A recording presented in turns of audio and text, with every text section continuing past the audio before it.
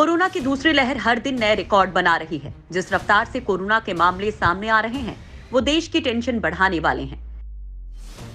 तो इस बीच पीएम मोदी ने आह्वान किया कि चाहे सरकारी हो या प्राइवेट, सबका यूज करो और वैक्सीन समेत रेमडेसिविर जैसी दवाओं को तुरंत बनाओ। सरकार ने वेंटिलेटर्स, ऑक्सीजन और दवाइयों को लेकर अधिकारियों को हाई अलर्ट पर रख दिया है। तो इस बीच एक नए रिसर्च से तगड़ा खुलासा हुआ है। भारत में कोरोना ने मचाई सबसे बड़ी तबाही। देश में कोरोना संक्रमितों के आंकड़ों के मामले में रोजाना नए रिकॉर्ड बन रहे हैं। बीते 24 घंटों में देश में सबसे ज्यादा 2,61,000 नए संक्रमितों की पहचान हुई है। ये पहली बार है जब नए मामले 2.5 लाख से अधिक दर्ज किए गए हैं। हालांकि इस बीच राहत वाली बात ये रही कि पिछले 24 घंटे में 1,38,000 लोगों ने कोरोना को मात दी, लेकिन हम 1,492 लोगों को नहीं बचा पाए। एक्टिव केस यानी इलाज करा रहे मरीजों का आंकड़ा भी लगातार बढ़ रहा है। बीते दिन इसमें 1,20,000 का इजाफा हुआ है। फिलहाल देश में 18 लाख लोगों का इलाज चल रहा है। जिन राज्यों में सबसे ज्यादा मामले सामने आए, उनमें महाराष्ट्र से 67,000, उत्तर प्रदेश से 27,000, दिल्ली से 24,000, कर्नाटक से 17,000, छत्तीसगढ़ से 16,000 केस शामिल हैं। देश में आए कुल नए मामलों के 58% से ज्यादा मामले सिर्फ इन्हीं राज्यों में सामने आए हैं। वहीं कोरोना से स्वस्थ होने वालों की दर घटकर 86.6% हो गई है। कोरोना के चलते स्थगित हुई जेईई मेन परीक्षा।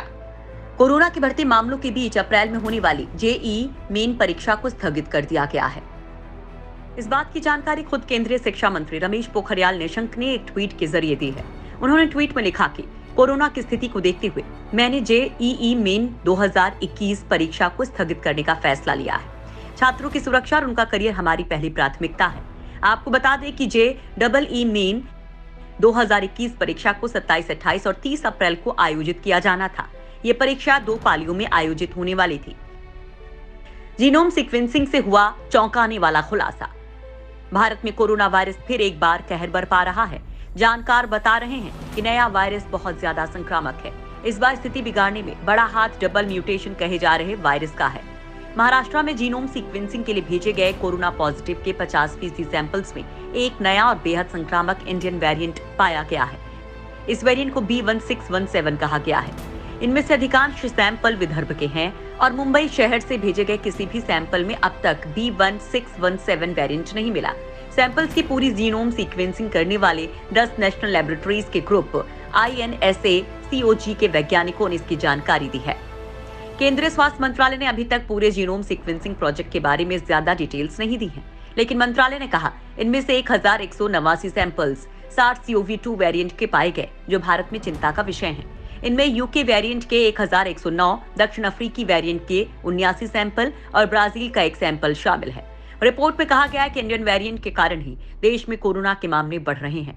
महाराष्ट्र देश में कोरोना से सबसे ज्यादा प्रभावित राज्य है और यहाँ सबसे ज्यादा कोरोना के नए मामले सामने आ रहे हैं। कैसे सामने आया डबल म्यूटेशन वेरिएंट?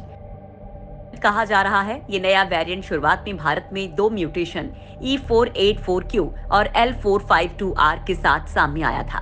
विश्व स्वास्थ्य संगठन की technical lead officer Maria Van Kerkhove कहती हैं कि ये पहली बार भारत में बीते साल के आखिर में एक वैज्ञानिक को मिला था। उन्होंने बताया कि इसे WHO के सामने पेश किया गया है और अभी अधिक जानकारियों का इंतजार किया जा रहा है। मार्च के अंत में स्वास्थ्य मंत्रालय ने पहली बार डबल म्यूटेंट की मौजूदगी की बात को माना था। Double mutation Australia, Belgium, Germany, Ireland, Namibia, New Zealand, Singapore, Britain और अमेरिका जैसे देशों में मिल चुका है।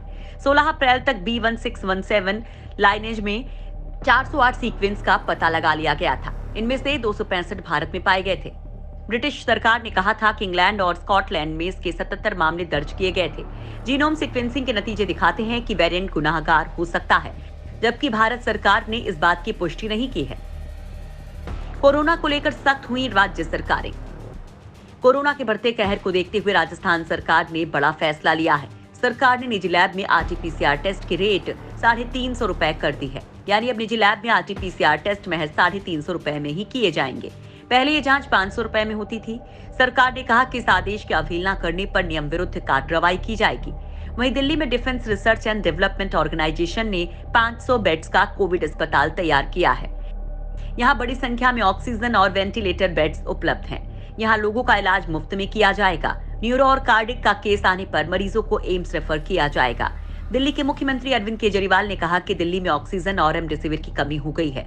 उन्होंने कहा कि दिल्ली में आईसीयू बेड सीमित संख्या में है। ऑक्सीजन और आईसीयू बेड तेजी से कम हो रहे हैं।